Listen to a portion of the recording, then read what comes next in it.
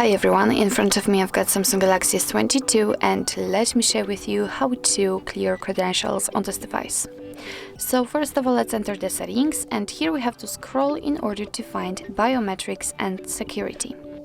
Let's enter, and now we have to scroll down to the very bottom to find other security settings.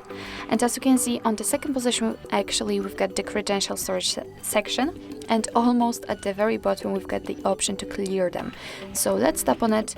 Your device will ask you if you really want to remove all the contents, so just tap on OK. And as you can see, the credential storage has been erased successfully. We cannot tap on this option again. And be aware that if you've got any kind of screen lock, so pattern, PIN or password, then your device will ask you to enter it in order to confirm the whole step.